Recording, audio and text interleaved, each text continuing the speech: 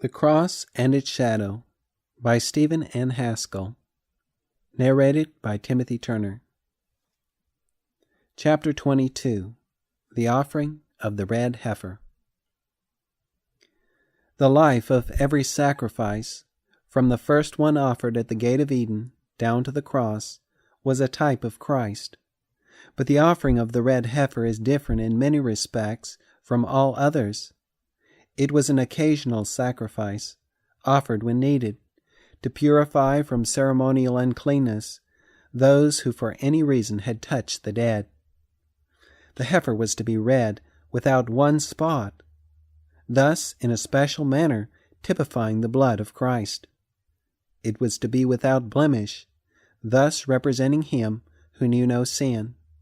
It was to be the one that had never been broken to bear the yoke.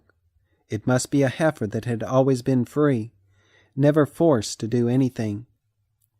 This was symbolic of the Son of God, who came of his own free will and died for us. Christ was above all law. No yoke was upon him. While enduring the agony of Gethsemane, he could have wiped the bloody sweat from his brow and returned to his rightful place in heaven, and left the world to perish. There was no power, only that of supreme heavenly love, that forced Christ toward the cross of Calvary. He came, a voluntary offering, from choice. He offered himself for the sins of the world, and the Father's love for the fallen race was so great that much as he loved his only Son, he accepted the offered life. Angels are amenable to the law of God, therefore their life could not have atoned for the transgression of the law. Christ alone was free from the claims of the law, the only one who could redeem the lost race. The offering of the red heifer was a very imposing ceremony. The heifer was not taken to the temple, like most other offerings, but to a rough valley without the camp that had never been cultivated or sown. The priest, clothed in the pure white garment of the priesthood, led the heifer, and was accompanied by the elders of the city and the Levites. Cedar wood, hyssop, and scarlet were also carried to the place of offering. When the procession reached the rough valley, they paused, and the elders came forward and killed the heifer. The priest then took the blood, and with his face toward the temple, sprinkled the blood with his finger toward the temple 7 times.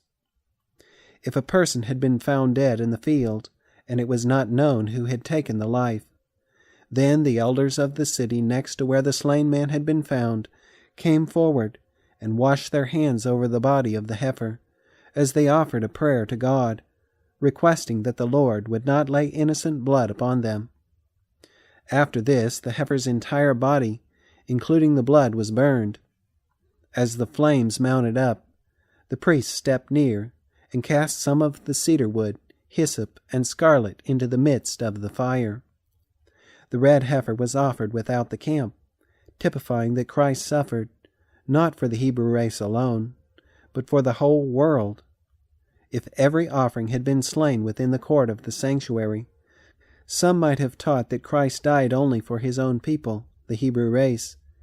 But the red heifer was offered without the camp, symbolizing the fact that Christ died for all nations, tribes, and people.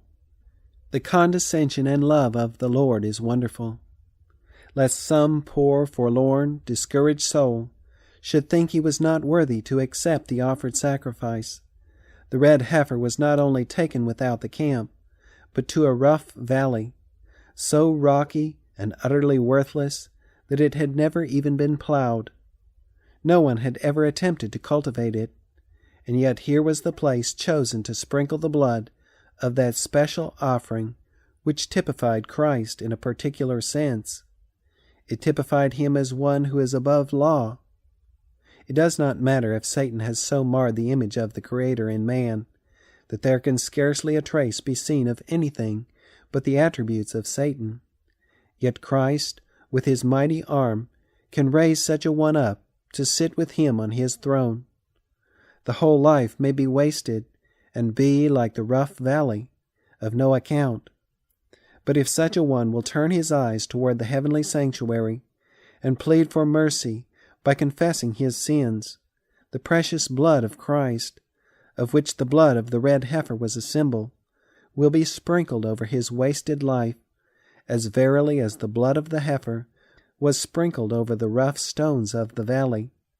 And Christ will say to the repentant one, as he did to the thief on the cross, who wasted his life, "Thou shalt be with me in paradise."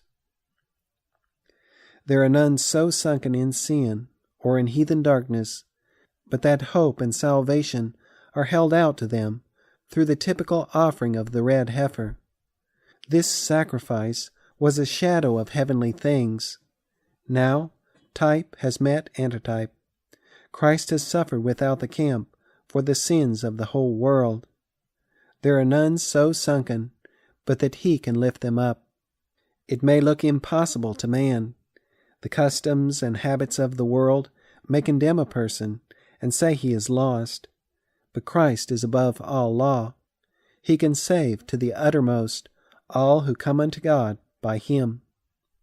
The cedar wood, hyssop, and scarlet cast into the fire were typical of the purifying of the earth and all vegetation from every trace of sin by the blood of Christ.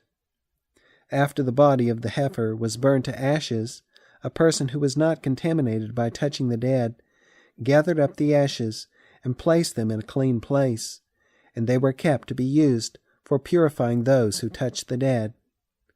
If a person died in a tent or house, the house and all who touched the dead body were counted unclean until purified. This was to impress the people with the terrible nature of sin. It taught them that death came as the result of sin, and was a representation of sin.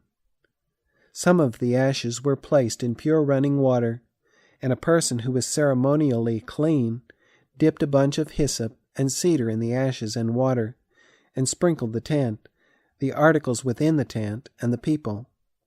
This was repeated several times, until all were purified. In like manner Christ, after he shed his blood for sinful man, entered the first apartment of the heavenly sanctuary, to present his blood before the Father, to cleanse man from the defilement of sin. The cedar and hyssop, used to sprinkle the purifying water, denoted that the person upon whom it fell was cleansed from all earthly moral defilement. The thoroughness of the work was typified by its being repeated several times. David evidently had this ceremony in mind when he prayed, "Purge me with hyssop, and I shall be clean. Wash me, and I shall be whiter than snow." Paul's mind was led from type to antitype when he wrote to his Hebrew brethren, "If the blood of bulls and of goats, and the ashes of a heifer sprinkling the unclean, sanctifieth to the purifying of the flesh, how much more shall the blood of Christ, who through the eternal Spirit offered himself without spot to God, purge your conscience from dead works to serve the living God." Many people read their Bibles and pass over these beautiful types as ceremonies peculiar to the Jews, and meaning nothing to Christians. They consider the Old Testament of little value. But the Lord, through Moses, gave that wonderful galaxy of types and symbols contained in the sanctuary service and the Levitical laws. And Moses was so fearful lest the people might think he had given them the service, that over 200 times we find him assuring them that God himself was the author of them, by such expressions as, "The Lord said," or "The Lord commanded." He desired all to know that God had given that marvelous system of types and shadows, not only throwing light from Eden to the cross, but revealing to sinful man the work of Christ from the cross to the end of time. These typical ceremonies, like a great reflector, throw light upon the ministry of Christ that cannot be obtained in any other portion of the Scriptures. The Savior taught that a study of the writings of Moses would strengthen faith in him.